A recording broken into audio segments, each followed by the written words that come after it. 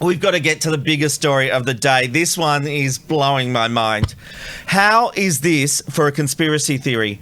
Willy Wonka is a child serial killer. Yep, you heard me right.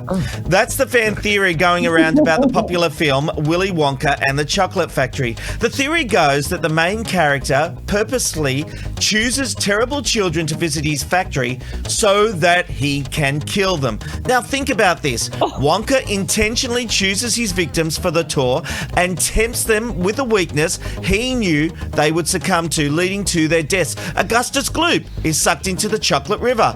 Veruca Salt is projected down an ambiguous garbage chute. Violet Beauregarde is turned into a human blueberry. And Mike Teevee is shrunk to 3 inches. Willy Wonka and the Chocolate Factory never details exactly what happened to the 4 spoiled kids, but while we might have assumed they were okay, those incidents could have actually led to their deaths.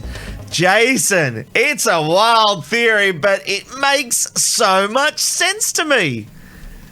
No, it don't ruin. This was my childhood film. I loved it. Every time I watched this, I was like, I would get chocolate and I would drink milk and I would be happy.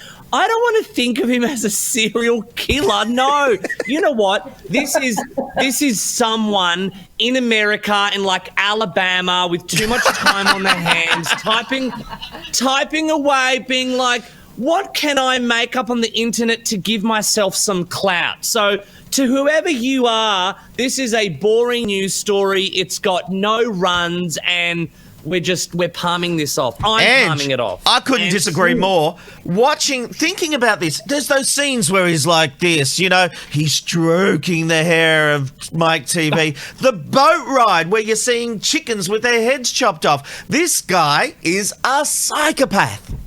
Oh my God, seriously, there was always something of the night about old Wonky Willy, and this is it. So the entire thing is about Wonka's obsession with murdering children, luring them into his lair in a would you like to come and see my puppy type of way, and then to their terrible morally based fates like Kevin Spacey in Seven. Sorry, massive retrospective spoiler alert there. But it totally explains why Wonka is totally chill with the various accidents and how the Oompa Loompas are always on standby to just burst into a pre-prepared routine as each kid is offed so that Wonka can indoctrinate an heir to his throne of blood. I completely agree, Mr. McKnight. Okay, no, hang on a minute. You two crime buffs. Do you a serial killer? Because remember in the movie, he's invited the media and the world. Do you think a serial killer is going to go put on air to the global stage? It's perfect. The kids don't come out. One, they've signed their lives away, literally, on that contract. They've signed their lives away. He just says, we haven't had people in the factory for years. We had a few accidents. It's terrible. It's terrible. Don't forget, this is back in the 70s. You lose a kid, people didn't care. You know, like they went, oh, well, they used to send kids down coal mines, for Christ's sake. You lost a kid, pop out another. That was the feeling back then. I know, Rob, but it's also, you do that crime podcast. That's why you're so into this. You do that. You're into that podcast. You want to give it a murder, serial killer confessions.